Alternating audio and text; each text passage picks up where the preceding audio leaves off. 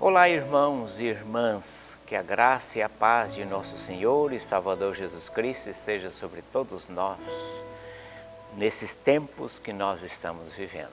Tempos difíceis, tempos cheios de perguntas, de interrogações, e nada mais sábio e necessário que voltarmos para a Palavra de Deus e buscarmos ali a sua orientação. E é isso que nós queremos fazer com você neste momento. O Salmo 130, onde nós lemos: das profundezas clamo a ti, Senhor. Escuta, Senhor, a minha voz. Estejam alertas os teus ouvidos às minhas súplicas. Se observares, Senhor, iniquidades, quem, Senhor, subsistirá? Contigo, porém, está o perdão para que te temam. Aguardo, Senhor, a minha alma o aguarda. Eu espero na sua palavra. A minha alma anseia pelo Senhor mais do que os guardas pelo romper da manhã. Mais do que os guardas pelo romper da manhã, espere Israel no Senhor, pois no Senhor há misericórdia e abundante redenção. É Ele quem redime a Israel de todas as suas iniquidades. Todos nós temos consciência que nós estamos vivendo um tempo extremamente difícil, cheio de interrogações, cheio de perguntas, de questionamentos. Há muitas opiniões, há muitas ideias, há muitos prognósticos e nós não sabemos com certeza o que sucederá, o que vai acontecer com o nosso país, com a nossa vida, com a nossa família, com o nosso trabalho. O nosso coração, a nossa mente estão repletos de perguntas, de inquietações.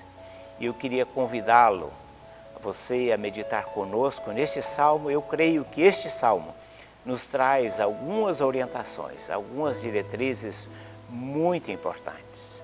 A primeira delas que nós aprendemos nesse salmo é que há um Deus ao qual nós podemos recorrer. Há um Deus ao qual nós podemos orar e suplicar. Isto é algo extraordinário. Há muitas pessoas que não têm um Deus, há muitas pessoas que não sabem a quem recorrer, mas o salmista está falando de uma experiência tenebrosa, uma experiência difícil que ele está vivendo, mas ele tem um Deus. Ele tem um Senhor ao qual ele pode recorrer, ao qual ele pode orar, ao qual ele pode expor as suas súplicas, as suas angústias e as suas necessidades. Isto é algo extremamente importante e extraordinário. O salmista então diz: eu aguardo o Senhor, eu espero o Senhor. E como era este esperar no Senhor? Ele diz que assim como os guardas esperam, anseiam, desejam pelo romper da manhã. Quem teve a experiência, como eu tive, de servir o exército e tirar guarda em vários locais, pode entender um pouco melhor essa experiência. Nós às vezes éramos deslocados para determinados locais, e um local específico onde íamos tirar guarda, uma estação de rádio do Exército, era um lugar ermo, deserto, isolado. E durante a noite, quando estávamos ali de guarda, como aquelas horas demoravam a passar, como aquelas horas eram lentas, porque o medo, a incerteza, as ameaças que cercavam aquela época vinham e nos amedrontavam, e qualquer barulho, qualquer movimento, nós ficávamos paralisados, amedrontados, esperando que o dia logo raiasse. Nunca esperávamos tanto pela luz do dia como naquela circunstância. É provável que talvez você tenha tido também uma experiência semelhante quando às vezes durante a noite, acometido de uma enfermidade, ou alguém da sua família com uma doença, uma enfermidade, que você precisa aguardar o romper do dia para resolver aquela situação. Assim esperamos o romper do dia, aguardamos a luz do sol chegar para que possamos resolver e enfrentar aquela circunstância. Assim o salmista estava também aguardando no Senhor. Era esta forma pela qual ele aguardava o Senhor. Mas qual era a base da sua esperança? No que ele esperava? Ele diz: eu espero não apenas como os guardas pelo romper da manhã, mas eu espero na sua palavra. Eu espero na sua palavra. Você pode ter muitas certezas, você pode ler muitos relatórios, prognósticos, análises, e nesse tempo nós somos bombardeados com muitas análises, médicos, especialistas, cientistas, enfim, todo mundo fazendo prognósticos e fazendo avaliações com dados ou em percepções pessoais sobre a nossa realidade que nós estamos vivendo.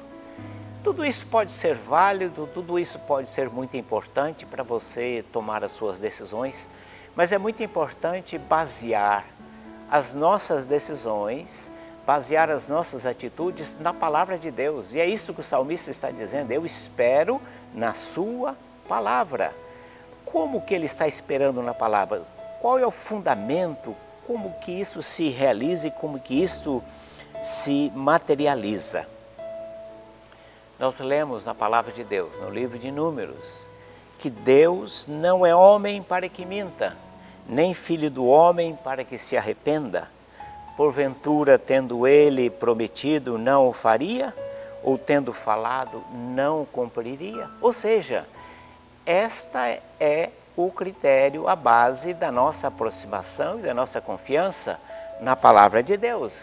Que o nosso Deus, o qual nós cremos, para quem oramos, em quem esperamos, nós nos aproximamos dele, da sua palavra, com base nesta afirmação: Deus não é homem para que minta, nem filho do homem para que se arrependa.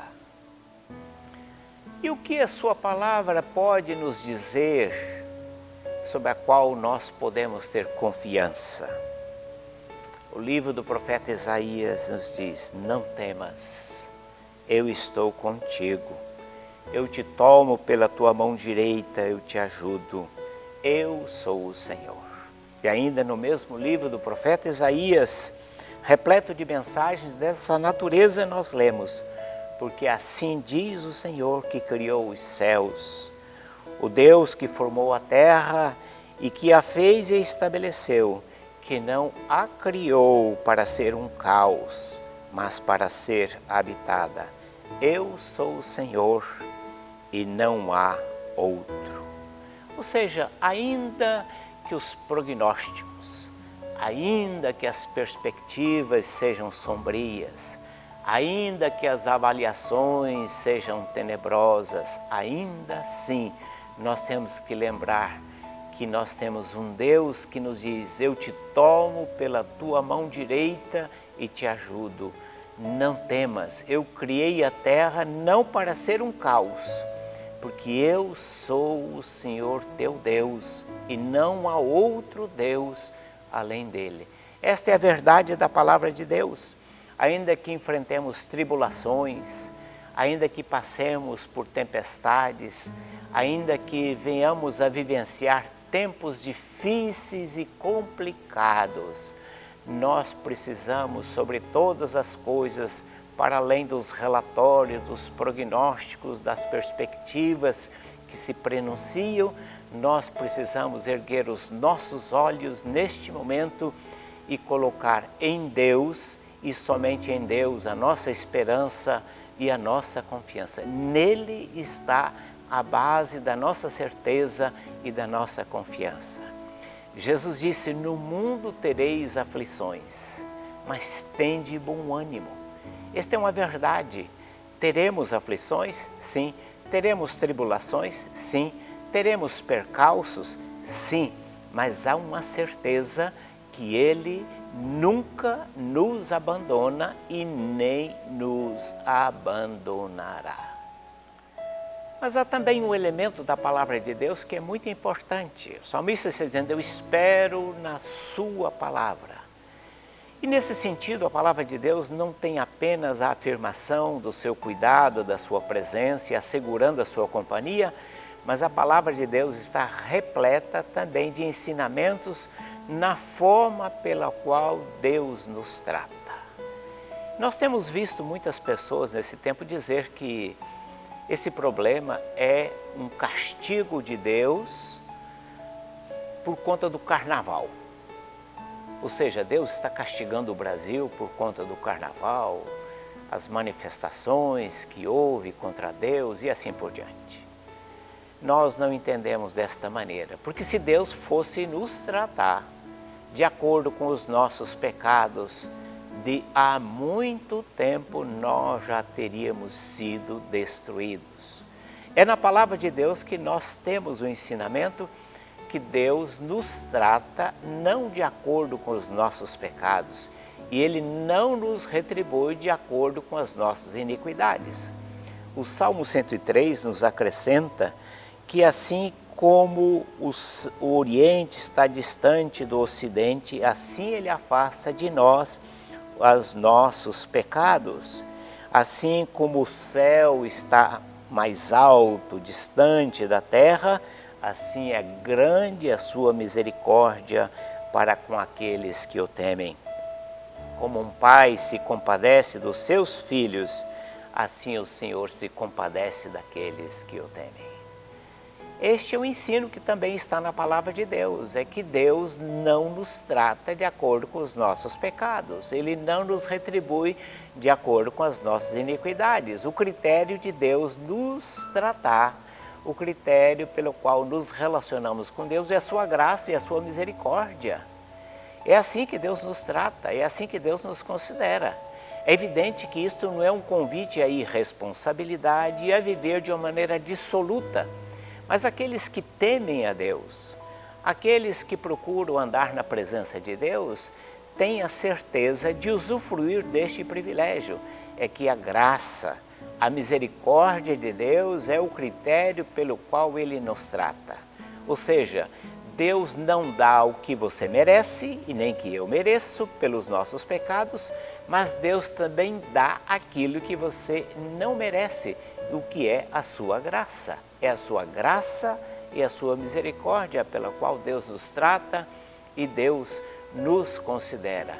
Este é um ensinamento central das Escrituras, no qual nós devemos que tomar posse nesta circunstância. Na sua palavra e pela sua palavra nós temos a certeza que Deus está conosco e que Ele nos remirá, e que Ele nos resgatará, e que Ele não nos abandonará. Meu irmão, minha irmã, eu queria deixar com você esta palavra. O Deus das Escrituras é o Deus que é fiel, é o Deus que é misericordioso, o Deus que é gracioso. É esse Deus em que nós desfrutamos da sua companhia, da sua presença, da sua orientação. E é este Deus que nós te convidamos para você depositar diariamente, constantemente, a sua vida nas mãos dEle, porque se a sua vida está nas mãos de Deus, ela está em boas mãos. Que Deus te abençoe, que Deus te guarde e que Deus fortaleça esta convicção, esta fé no teu coração. Amém. Eu gostaria de encerrar esta ministração orando por você. Curve a sua cabeça onde você está, eleve os seus pensamentos ao Senhor agora e junte-se a nós nesta oração.